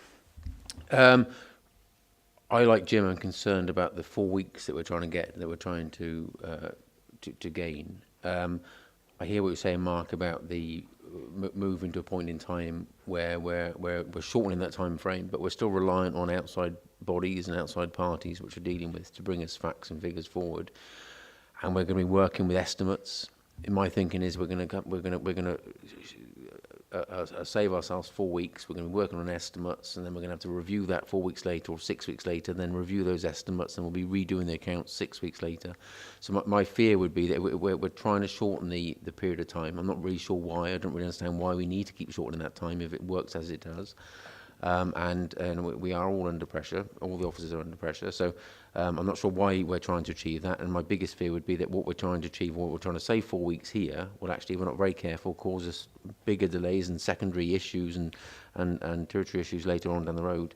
And so that's my opinion. And if the committee was minded to put that comment back into Welsh Audit Office, maybe the chair would carry that comment for us. Would you like to respond to that, Mark? Well, perhaps I could just provide some context as to why the closing period is being brought forward. It's to try to harmonise the closing periods for all public sector. So you'll appreciate that at the moment, in terms of responses from, say, the health service, they have earlier closing timescales. To be able to get the overall position for the public sector, they have to harmonise that, and they're actually trying to bring it forward. I perhaps have misled you when I was talking about the use of reserves. I was talking, use of estimates. I meant in very specific cases where there are related parties, not that widespread aspects of our accounts will be estimated rather than actuals. It's just that information where there is knock-on consideration to another body that's also going through an audit process that haven't got final account information to be able to provide you because the auditors haven't signed off their accounts yet. That there has to be, it's a bit of a Chinese puzzle, but something has to move first. Now, you know, whether you turn that semi-final position, the reality is that the difference between an estimate and the actual is probably of the order of £5,000 to £10,000 probably in reality. So it's not material. It wouldn't be a material presumption in terms of changing the account deadlines. Do we have any other questions or observations? Perhaps from the Welsh Audit Office? No, I just wanted to add to that really that, as Mark has said, this is something that's been driven by Treasury and the need for whole of government accounts.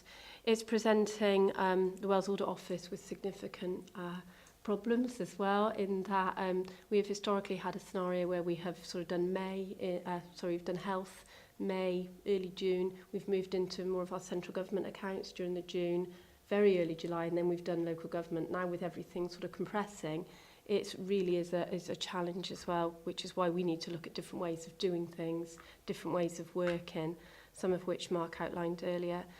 We've been using estimates or working with health bodies in the use of estimates for a lot of years now. With the health bodies and their big organisations, as you'll know, in the case of some of them over £1 billion of expenditure that we're auditing, we do it in a 4-week period. So they prepare their accounts within 4 weeks, we audit within 4 weeks, and everything is done and dusted by the end of May. So it is doable. It's just not to underestimate, I think, the challenge and the need to do as much as you can before you get to that year-end process. But I'm confident, we do work together well, as Mark has said, and we'll be looking to do that going forward. Councillor Feekins. Thank you. Just very quickly on that point, just out of interest, really, is there any sort of automation that's in the pipeline for the Wales Audit Office, where you can just press a button and there'll be all these audits will automatically take place? It's funny you should say that. Yeah, no, we are going big on data analytics at the minute. So it's an area that we're looking at. We are looking at how we can automate as much of this. I mean, apparently, not that I want to panic anybody here, albeit Terry and I might be retired with a bit of luck. We won't be needed in about 10 or 15 years' time as auditors and accountants because machines are going to do it for us anyway. So, no, but on a serious note, we are looking at that and doing as much of that as we can. Thank you very much for that. Do we have any further comments or observations on the statement of accounts or the ISO 260 response?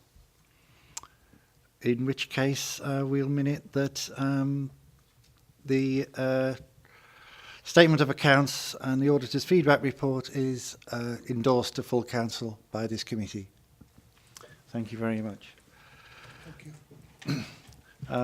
The next item on the agenda then will be the internal audit progress report for the first quarter of 2018-19. And the recommendation is that the committee note the audit opinions issued. So I'll hand over to Andrew Wathen. Thank you, Chairman. This is one of the regular reports I bring to Audit Committee. So hopefully members will be familiar with the format by now. And it's twofold. It's in relation to the assurance I provide to you as members of the Audit Committee on the adequacy of the internal control environment of the systems and services operated within the Council, and secondly on the performance of my team. As the Chair said, this relates to the quarter one of period of 2018-19, where we've undertaken 16 reviews or audit jobs as at the end of June, 5 of which were opinion related. If I could refer members to the appendix, Appendix 1, it might be easier for me to explain where we are in terms of assurance. Members will note that we've issued 5 audit opinion related audit jobs by the end of June, and reassuringly they are all reasonable. That's not the best opinion we can give, but it should give you some assurance that things are working well in those service areas. But there is room for improvement in all areas, and there's a definition of our opinion in another appendix. We've also undertaken a grant claim where that was qualified because we felt as though the terms and conditions of that particular grant weren't specifically met, and that's been reported back to the operational manager. Work is ongoing, and as members will be aware, in order to arrive at that particular opinion, we identify strengths and weaknesses in the audit jobs that we undertake. And to get a reasonable opinion, the strengths outweigh the weaknesses, but there, as I said, there is room for improvement. We've also done some non-opinion work, which is listed below. And that's mainly audit advice, where we're giving financial advice in terms of compliance with the financial regulations or contract procedure rules. We've followed up some implementation of audit recommendations, and we've been involved in the collation of the annual governance statement, which feeds into the accounts. Next appendix, Appendix 2, outlines and defines the actual opinions which we use, which go from substantial level of assurance, considerable level of assurance, a reasonable level of assurance, and a limited level of assurance. In terms of performance of the team, again, best to outline this from Appendix 3. 2 tables showing 17-18 and 18-19, and show a quarter-by-quarter comparison. And quarter 1 is highlighted, so that's where we are at the moment for 2018-19, which is the bottom table. The key indicator is the percentage of audit plans completed. That gives you a level of assurance in the work that we're doing and the opinions we're issuing. And we're ahead of the target in that respect. We've achieved 17% of the plan against a target of 14%. We've turned around draft reports within 3 days of completion of the audit work against a target of 12 days. And final reports have been issued 12 days after receipt of final comments from operational managers against a target of 5. So there's room for improvement in turning around final reports, but we are getting reports out on a more timely basis at the moment. Recommendations are being accepted by operational managers, which is a positive move. And the feedback we have had back, albeit it's probably not enough to do a good comparison, is that operational managers are satisfied with the performance of the audit team. In terms of productivity, we're 112%, and the number of special investigations we've been involved with is 2. I'm happy to take any questions, Chairman. Yes, my view of this is that it's early days. Where are we? Yes. Yes, so it's early days yet, but it's a generally encouraging position. But are there any comments or observations from members? Because if not, I suggest we agree that we've noted the opinions issued, which was the recommendation. And we'll get subsequent reports quarter by quarter, I'm sure. I'll move on then to the next agenda item, which is also from Mr. Wathard. He's going to tell us about the external review of internal audit. And the recommendation is that we note the report and that the audit committee should be updated on progress in fulfilling the action plan. So over to you again. Thank you, Chairman. This is a report which I've been mentioning probably for the last year or so, in that the internal audit team has to be assessed within a 5-year period to ensure that it's compliant with the public sector internal audit standards. And that's relevant for all internal audit teams across the UK in all organisations. So one of the options was to undertake a self-assessment which could be externally validated, or we undertook a complete external assessment of the services. As a group of Welsh Chief Auditors, we determined that the best option would be to undertake an internal review, an internal self-assessment, and get that externally validated via a peer review. So of the 20 internal audit teams that were involved across Wales, we did a peer review. So I undertook an external assessment and validation of a neighbouring internal audit team, and likewise a neighbouring internal audit team did our assessment. We tried to make sure that they weren't too close in terms of neighbours, because we wanted to make sure there was a complete independence and there wasn't a direct relationship between any of the audit teams. So our assessment was undertaken by the Chief Auditor of Neathport Talbot, and he's reported back to us, which has been sent through to Peter as Chief Officer of Resources and to the Chair of the Audit Committee. And there's an action plan which then follows. In brief, there are 3 conclusions in terms of generally compliant, partially compliant or non-compliant, and the colleague Chief Auditor concluded that we are generally compliant with no significant non-compliance issues, which hopefully will give you some assurance that my team are working within the standards and are delivering a professional service. In terms of the actual assessment, that's shown on 3.6, which is page 186 of your papers, outlines what was being assessed in terms of compliance with the standards, whether we conform or not. And there will always be room for improvement, because some of these items are down to interpretation. So hopefully, again, that will give you a good reflection on how well we've complied with the actual standards.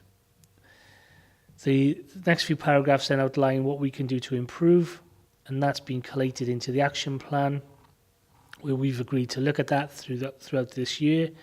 And my intention then is to report back to Audit Committee probably around this time next year to give you an update of where we are and hopefully demonstrate further improvements. Happy to take any questions, Chairman.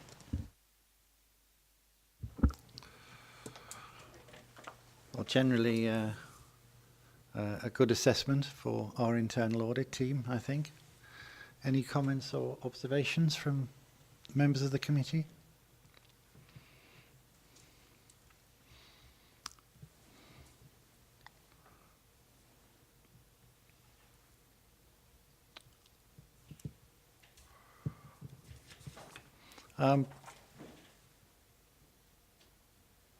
Yes, I think in practice the audit committee has a constructive relationship with internal audit. It's one of the things that is in the report is some recommendations for more formality, I think, between the relationship between the audit committee and its chair with the internal audit team.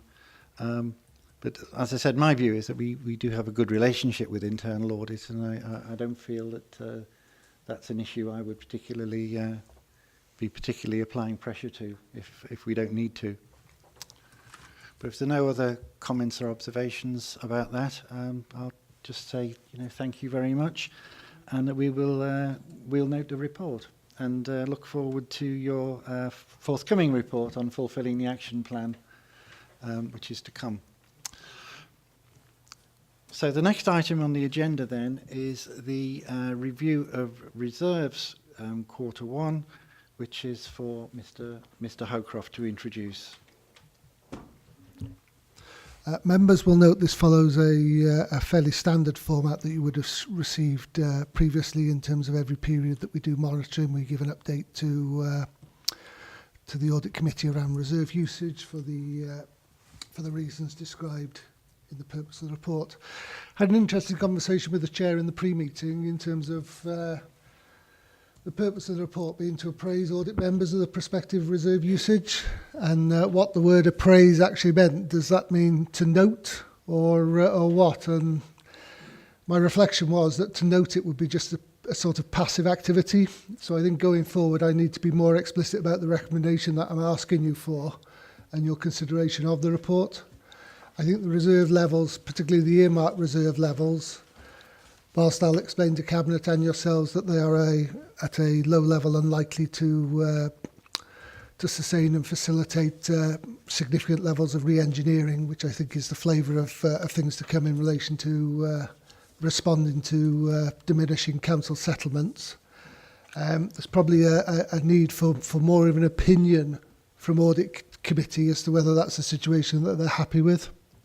So I think I acknowledge that one of the weaknesses of this report is it goes from purpose to revised protocol straight into findings without actually leading you as to what's required from you. So on the basis of how we've presented it previously, which was basically as a briefing note to members, I'll present it in the same fashion this time, but probably next time I'll look to strengthen the recommendations depending on whether that's how you feel your role is and the feedback that you want to give me today in relation to it. So in relation to the council fund reserve, our financial planning assumption is that our council fund reserve should be between 4 and 6%. It's to the lower end of that 4%, which you might rightly expect, and actually Welsh Government have actually communicated to all local authorities that they wouldn't expect in the present financial environment for authorities to be sat on large levels of reserves. So the interesting conundrum is that actually part of the council fund reserve includes school balances, and actually if we do get into the situation where we introduce a deficit balance, that will obviously have a material effect on the level of the council fund. I've actually in the findings in the resource section actually reworked that, and actually the financial planning assumption drops from about 5% to 4.5%. So still within that financial window, but something that we increasingly ought to keep a handle on, and why in recommending to Cabinet members that we change the discipline around the use of recovery plans and the consideration of the governing body that I spoke about earlier in relation to Councillor Easton's question on the statement of accounts. So at that point, I'm quite happy to take any queries, but I probably ought to remind people the difference between council fund and earmarked reserves. You don't physically need to hold any earmarked reserves. Earmarked reserves are actually reserves that you set aside for a particular purpose. And if you have no purpose for them, you don't need to hold those reserves.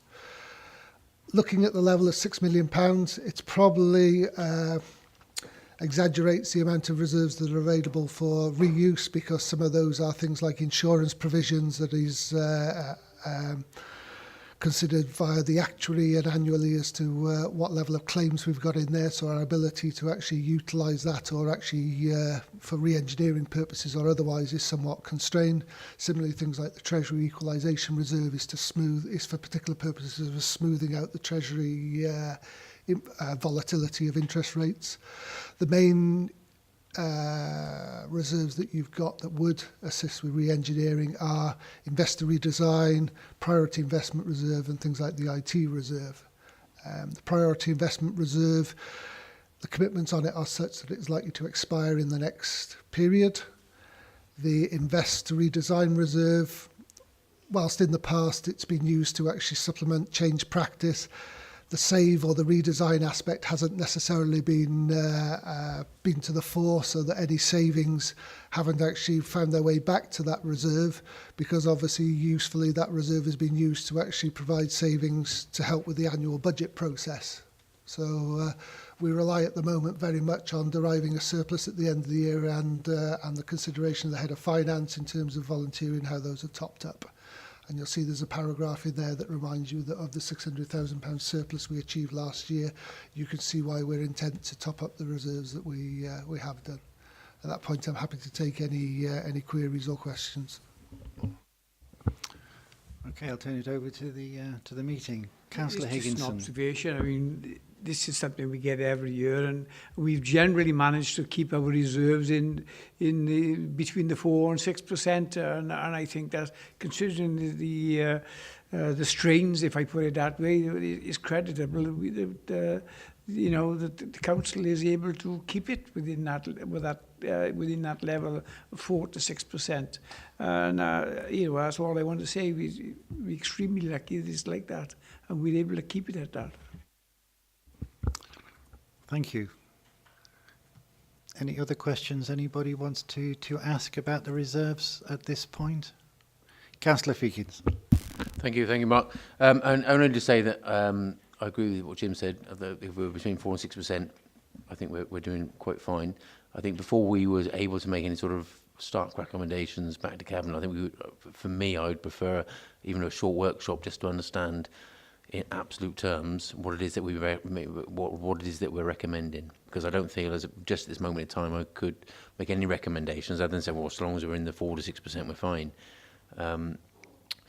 And maybe my sort of initial thinking with that would be, well, do we have to hold those reserves as cash, or can we not capitalise some of those income streams coming in and use those as sort of cash reserves? But again, they're the sort of detailed questions which I wouldn't have the answers to until we had some sort of workshop, maybe.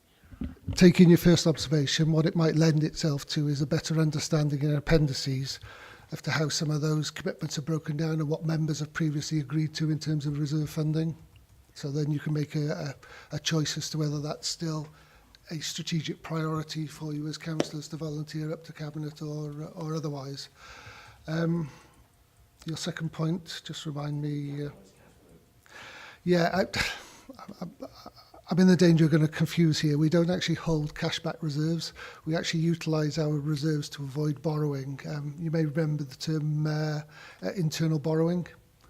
So to all intents and purposes, whilst we have reserve levels there, they're not actually cash. They're not actually supported by cash in the bank, because what we do is we utilise that and things like revenue receipts to avoid our borrowing considerations.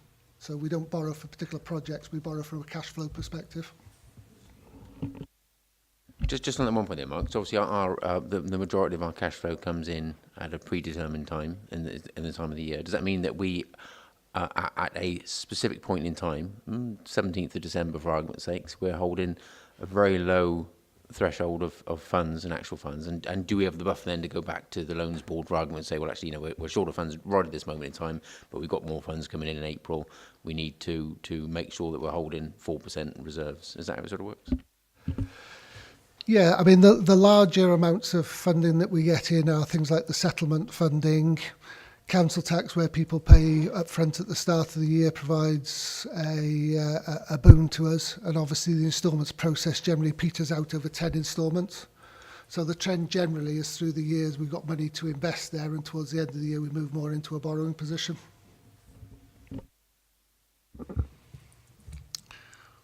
Any other questions or observations? I'm not sure myself about whether there is a need for any training on the various financial matters and auditing matters we discussed. There was a general introduction, I think, to local authority finance at the start of last year. I don't think we've had anything specific sessions since there, but I don't know whether we feel that perhaps just an hour or so with the finance people about reserves might be useful to members if you have a number of questions about it. don't seem to be having objections from other members. I think we've got a number of members of the Audit Committee now who are not on the Audit Committee in the previous session, so they're not, I'm aware that what we might have done in the past no longer applies. Do you think you could set something up? If it's okay with members of the committee, I'd like to put it in conjunction with the next, the period 2 one, and actually go into a bit more detail then in terms of growing your knowledge, so that from then we can go forward with everyone on the same page. Yeah. Okay, we'll leave that there then with your suggestion. Thank you very much. In which case, can you just remind me what the recommendation was? I think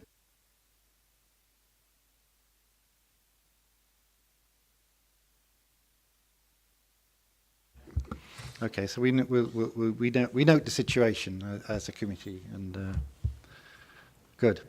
The next item on the agenda then is going to be, I believe, unless I've missed something out, is going to be the forward work programme, which has been presented to you. I think we need some more contributions for December and January. I know officials will be suggesting things to go on there. So unless anyone has anything they want to add or suggest for future meetings, we'll just go on to confirm the date and time of the next meeting as the 8th of November at 2 p.m. So thank you very much for all your contributions, and we'll meet again then. Thank you very much.